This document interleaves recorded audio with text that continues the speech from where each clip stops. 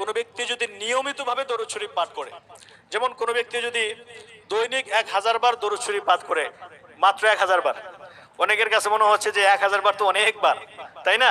কিন্তু কোনো ব্যক্তি যদি এই আমলটা করতে পারে, আল্লাহ তাআলা, আমি এই আমলটা করার পরে, আমি পরীক্ষিত একটা আমলের কথা বলছি, আমার কোনো একটা সময়ে 2018 সালে একটা বিষয়ে খুব বেশি প্রয়োজন ছিল, এবং এটা এমন একটা সময় প্রয়োজন, ওই সময়ে ওইটা পাওয়ার আর কোনো সম্ভাবনাই নেই।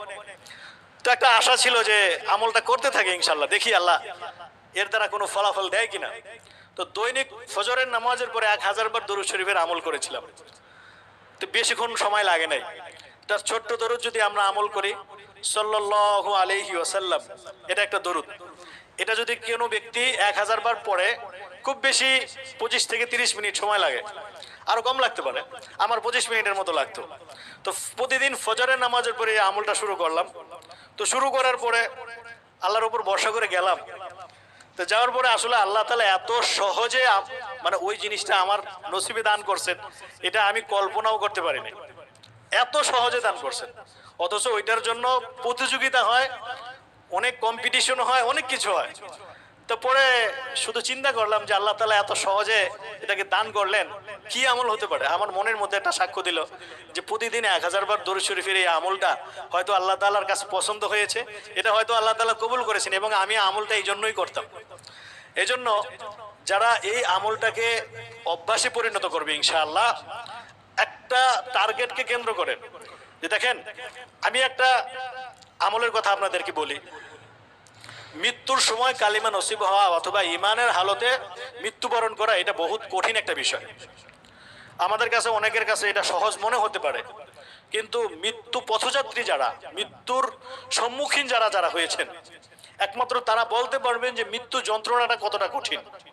হাদিসের মধ্যে আসছে, যখন একজন ব্যক্তির কাছে মালাকুল মউত সামনে চলে আসে, ঠিক তখন ফেরেশতার একটা, শয়তানের একটা টিম চলে আসে, শয়তানের একটা টিম চলে আসে যে এই ব্যক্তিকে এই শেষ মুহূর্তে যদি ঈমান হারা করে দিতে পারি তাহলে আমি সাকসেস।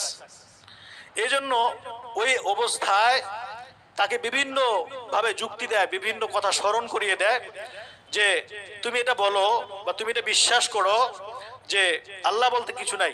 অর্থাৎ ঈমান হারা করার জন্য শয়তানের যত অপকৌশল, অপচেষ্টা, সমস্ত কিছুই সে প্রয়োগ করে দেয়।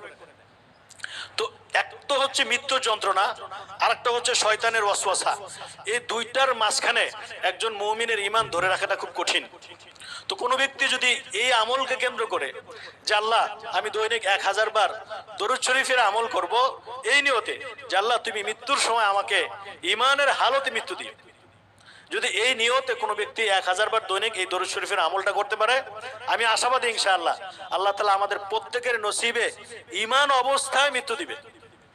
এটা খুব বেশি কঠিন কিছু না। দেখেন আমরা যারা 5 ওয়াক্ত নামাজ মসজিদ থেকে, বাসা থেকে মসজিদে এসে আদায় করি, যদি আমি সাল্লাল্লাহু আলাইহি ওয়াসাল্লাম এই দরুদটা যদি পড়ি বাসা থেকে মসজিদ পর্যন্ত, মসজিদ থেকে বাসা পর্যন্ত, আমার মনে হয় যে 200 বার পড়া সম্ভব।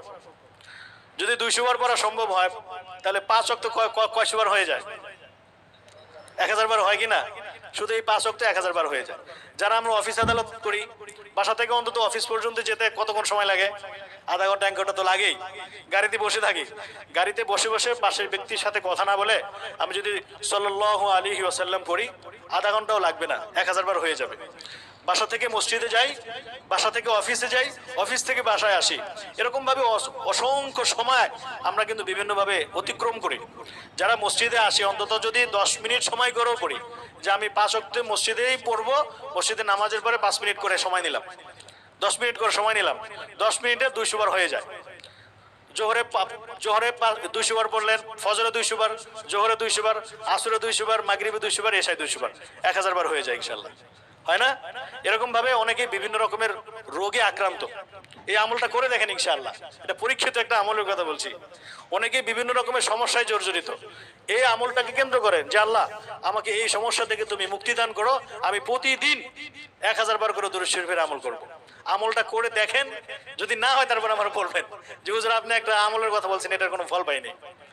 অনেক বুজুর্গানে দিন এই আমলটা করেছেন, দৈনিক 100 বার দরুদ শরীফের আমল করার পরে আল্লাহ তাআলা তাদেরকে বিভিন্ন রকমের জটিল ও কঠিন সমস্যা থেকে আল্লাহ তাআলা পরিত্রাণ দান করেছেন, বিভিন্ন রকমের নেয়ামত হাসিল করিয়েছেন।